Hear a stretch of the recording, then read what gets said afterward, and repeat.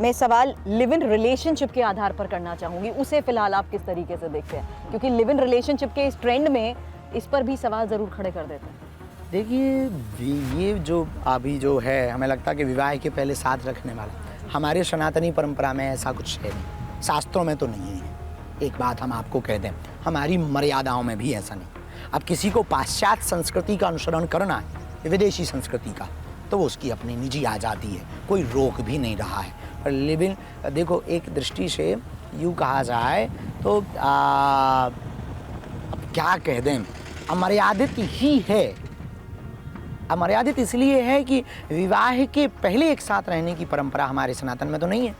तो यदि आप सनातन को मानते हैं तो ये परंपरा का अनुसरण मत कीजिए, नहीं मानते हैं तो लोग तो कुछ भी कर रहे हैं, सो आप भी कुछ भी कीजिए। लेकिन पंडित जी, महिला पुरुष संविधान के हिसाब से, कानून के हिसाब से जी सकते हैं। संविधान की धारा 14 भी है कि सब अपने हिसाब से जी सकते हैं जिससे दूसरों को परेशानी ना हो। तो फिर साधु संत अपना कानून क्यों थोपते हैं? साधुओं ने अपना कानूनी अपना अपना मत रखने का अधिकार है ना। जैसे आप लोग हमारे ऊपर कह देते हैं ना, या नेता हमारे ऊपर, या लोगों की बातें आप कह देते हैं कि फलाने ने आपके लिए ऐसा कहा, अब वो उससे पूछा जाए क्यों कहा, बाद में भले ही वो क्षमा मांग ले पहले। जैसे अभी हमारे साथ एक रिसेंटली घटना हुई, हम बाहर थे प्रदेश में, यहाँ प्रशासन ने और साम धाम समिति ने मिलकर उन लोगों की पहचान की जो 6-7 महीने से यहाँ रह रहे थे। अब उनका 6-7 महीने से रहना पहचान छिपाकर उचित नहीं था, तो पुलिस चौकी के लोगों ने कहा कि अब आप लोग जाइए, और प्रशासन को सूचना दे करके यहाँ एक प्रशासन के राम जी राम आ जाओ, वहीं आ जाओ, लगा ना लगिए, चोट न लग जाए, आ जाओ। तो उन्होंने कहा कि उन्होंने कहा हमारे पास किराया नहीं है। तो हमने कहा हम आपको प्रशासन के लोग भी थे, उन्होंने कहा कि हम महोबा छुड़वा देना चाहिए।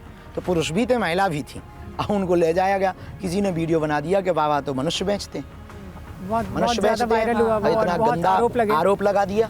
आरोप लगाने के बाद में एक कोई यूपी के प्रोफेसर हैं, उन्होंने तो तस्करी का आरोप लगा दिया। बाद में उन पर FIR हुई, बाद में उनके ऊपर FIR हुई, बाद में उनके ऊपर कानून। तो अब लोग ऐसे भी बोल देते हैं अपने अपने स्वतंत्रता से। देखिए, बिना तथ्य के जाने हुए, बिना सही बात को जाने हुए नहीं बोलना चाहिए। बाबा, लेकिन लोग हैं भ्रामक बातें या खबरों की बात कर रहे हैं, उसमें आजकल बहुत से वीडियोस आ जाते हैं। जैसे वो वीडियो भी आया और उसके बाद बहुत से सवाल खड़े हुए, फिर आपने अपना पक्ष रखा, फिर पुलिस ने अपना काम किया। ऐसे और तमाम ऐसे वीडियो सामने आ जाते हैं जिसको कि ये कहा जाता है कि ये फेक हैं या AI जनरेटेड है। AI एक बड़ी चुनौती बन गई है हमारे लिए, तो बन गई है, हमारे लिए तो बहुत ज़्यादा चुनौती बन गई है AI। तरह तरह की वीडियोस बना देते हैं, कहीं घोषणा कर देते हैं आज शादी हो गई हर बार लड़की बदल देते हैं। अब अभी एक कोई न्यूज़ हमने देखी थी। इस खबर से परेशानी है आपको कि शादी की खबर फैला देते हैं, लड़की बदल देते हैं बार बार? नहीं, हमको इस बात से परेशानी है कि हुई नहीं है और ये घोषणा करके हमारा पत्ता साफ काट दें। तो आज पे पंडित जी ये भी बता दीजिए कि कैसी लड़की से धीरेन्द्र शास्त्री जी शादी करेंगे? जो देखिए, हमको तो अर्धांगिनी चाहिए। हमने आपके शायद एक बार उसमें चैनल पे कहा भी था, अर्धांगिनी चाहिए जो हमारी परंपराओं को समझे, सनातनी परंपरा को समझे, माता पिता को लेकर के चले, ऐसे। लेकिन थोड़ी देर पहले हम क्योंकि जातिवाद की बात कर रहे थे, तो मैं प्रगति एक सवाल बस आपसे पूछना चाह रही हूँ। आप अगर विवाह करेंगे तो क्या आप उस लड़की की जाति देखेंगे? क्योंकि आप जो करते हैं ना, वो एग्जाम्पल सेट करता है। देखिए, हमारे माता पिता से पूछो, क्योंकि विवाह की परंपरा में माता पिता और गुरु का आदेश है हमारे लिए कि आपको ऐसी बहू ला सकते हैं विवाह के लिए, बेझिझक ला सकते हैं, बन जाए, बेझिझक ला सकते हैं। अच्छा, तो आपने अपने घर में बताया कैसी चाहिए? आपसे आपकी चर्चा हुई अपनी घर वालों के साथ? हमारे यहाँ ऐसी बातें बहुत कम होती, गाँव का मामला है, बड़े साधारण। पंडित धीरेन्द्र शास्त्री लाखों लोगों को रास्ता दिखाते हैं, जीवन जीने का मार्ग बताते हैं, बेहतर जीवन कैसे जिया जाए ये बताते हैं।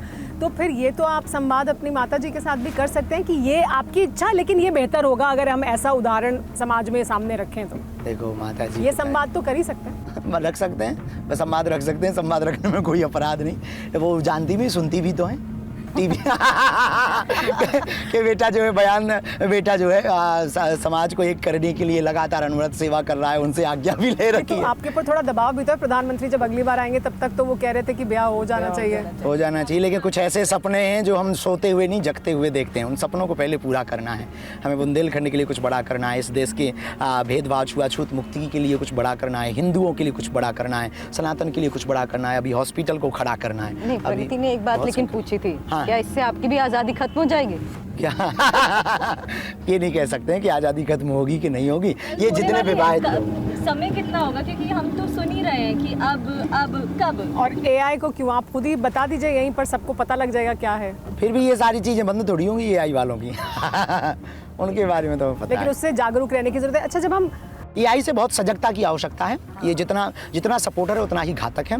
इस देश में सबसे बड़ी बीमारी फैल रही है बच्चों को मोबाइल की, और आजकल के माता पिता की सबसे बड़ी भूल है कि बच्चों को खाना के समय भी मोबाइल देते हैं, नहाने के समय भी मोबाइल देते हैं, बच्चे बात ना माने तब भी मोबाइल देते हैं। जितना कम से कम हो सके बच्चों को स्क्रीन पर रखें, अभी- वरना ऑटिज्म की शिकायतें बढ़ेंगी।